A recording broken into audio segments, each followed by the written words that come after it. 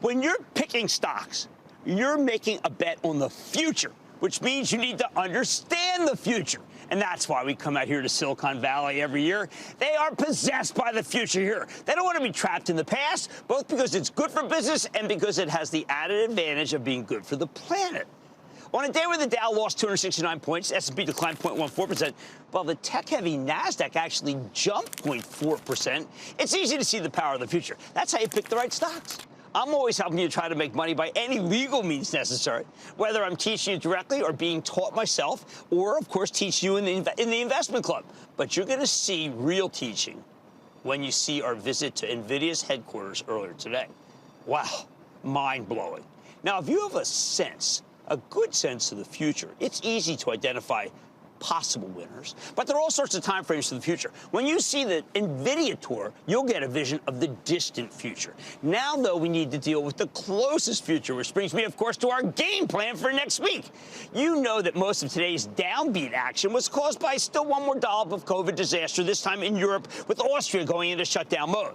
That put tremendous pressure on everything from travel and leisure to oil and gas, and actually caused interest rates to go lower because of fears of less economic activity. To me, that whole thing, that whole decline felt incredibly excessive and I think wrong. Haven't we seen this movie before, people? Ever since the Delta variant arrived on the scene, every one of these COVID scares has turned out to be a buying opportunity. You realize that every single one? Although few people seem to recognize this in the moment. It always makes you feel traumatized and eager to sell, except for the FANG stocks, which tend to rally. People dump everything else, though, from the financials, which actually need higher rates, to the travel, leisure, and entertainment stocks. You know what? I think the ones that were thrown away today are some of the best buys. Now, one way to ease that pain is to own something that can both thrive, even if the pandemic lingers, and do just fine if it goes away. Now, something that's DocuSign, the software company that lets you digitally seal the deal on contracts rather than doing it in person. Others think it's Palo Alto Networks, the cybersecurity company that we'll have on the show tonight, one that thrives in a hybrid work environment and whose stock I just think is terrific. But then there's Zoom Video, once the hottest stock in the metaverse, omniverse, and universe. But a total dog, I mean, geez, just terrible. Since it peaked roughly a year ago. After this relentless decline, though, I'm starting to wonder, isn't there a real buying opportunity here? It's certainly, a terrific hedge if you're worried that COVID won't go away. Let's hear what they have to say when Zoom reports on Monday night, but they got a lot of cash, they got a lot of opportunities, a lot of options. We'll make a judgment. Tuesday, we get results from still more retailers, many of which should do well as long as they don't talk down margins. In particular, I'm betting Dick's Sporting Goods and Best Buy will tell great stories, and they won't terrify you with tales of supply chain woes. We know that Dollar Tree's under siege from an activist hedge fund that wants them to generate better numbers. Maybe management's already turning things around, though. We're going to find out when they report Tuesday morning. Also in the morning, we need to hear what Analog Devices, one of the great Internet of Things companies in this era, has to say about the semi-shortage. I think ADI is in the catbird seat for the moment. See, Micron was up huge today. Very similar in terms of book of business. Finally, after the close, we hear from Dell and HP Inc., two computer companies that keep churning away with great numbers. Even as they don't tend to get much, let's say, praise and fanfare, I expect them to both put up excellent numbers, but as usual, while continuing to return lots of cash to their shareholders.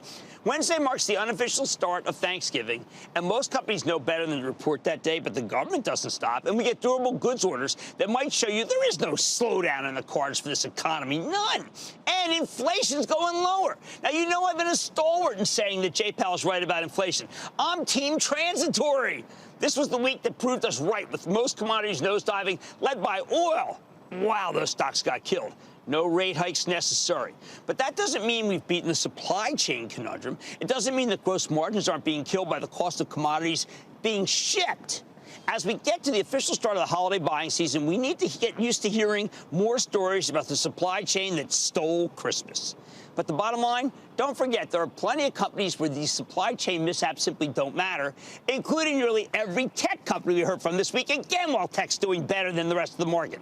It's a real good buy list that we got for you when you take a look at our shows this week. So don't forget these interviews when the pessimists try to scare you away from the stock market. I have an idea. On our last day here, I say we take calls. Let's go to Michelle in Ohio. Michelle. Hello, Mr. Cramer from Columbus, Ohio. Oh, hey, Michelle. How you doing?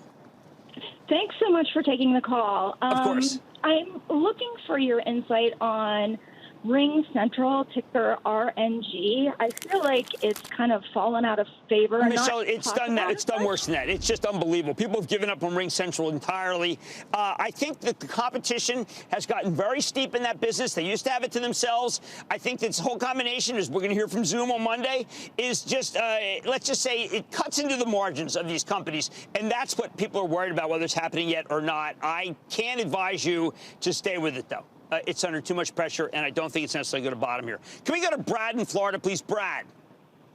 Hi, this is Brad in Florida. I just had a question. In July, I purchased a stock for like 45% return on it, and I want to know if I should buy, sell, hold, or just play with the house's money. It's Snowflake. All right, Brad, I have to tell you, Snowflake is one of my absolute favorite companies. If you have made a lot of money, I would take a little bit off. Why? Because it is the most richly valued stock of the companies I follow. However, it is a great company. If you don't want to take any off, I understand that. But bulls make money, bears make money, and hogs, well, hogs, they get slaughtered. Little off, let rest run. I need to go to Corey in Illinois. Corey. Oh, hold it. Let's go to Jay in Wisconsin. Jay. Booyah, Jim. I'm a big fan of your show. This is Jay calling from the University of Wisconsin Stout. Yes! I bought Wayfair a year ago, and I'm wondering if I should sell, hold, or add to my position. I think that Wayfair is a good position going into the holiday and a bad one out. So why don't you take some off this week coming, and take a little bit off the next, and then you can see what happens. But it's not my favorite stock. As a matter of fact, my favorite stock in that area is Williams-Sonoma. And that, I think, is a better buy. How about we now go to Corey in Illinois, because I can now see. You don't realize there's a lot of lights here that make it so I don't know what I'm doing. I mean, don't know what I'm doing with my eyes. I know what I'm doing with this. Let's go to Corey in Illinois. Corey! Hey, Jim. This is Corey from Chicago. How are we doing today? I am doing well, thank you. The bell is tolling for you, Corey.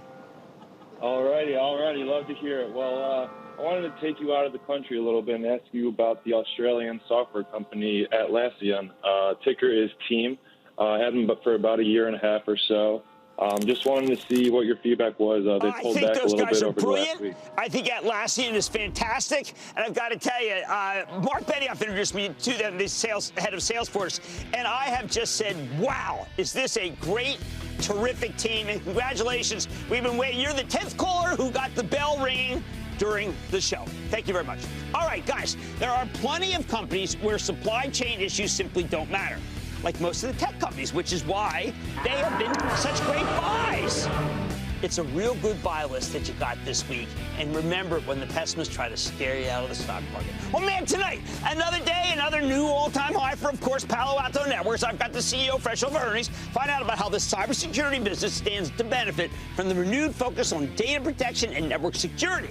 Then, more than just chips, you won't want to miss my sit-down with NVIDIA's visionary CEO, where we hit on everything from the Omniverse to AI to autonomous driving. And will the supply chain disaster steal Christmas, as I said earlier? Well, not for everyone. I'm getting a read on retail from none other than the CEO of Williams-Sonoma. So stay with Cramer.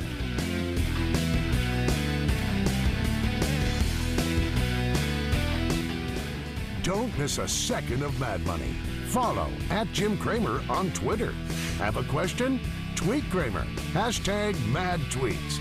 Send Jim an email to madmoney@cnbc.com or give us a call at 1-800-743-CNBC. Miss something? Head to madmoney.cnbc.com.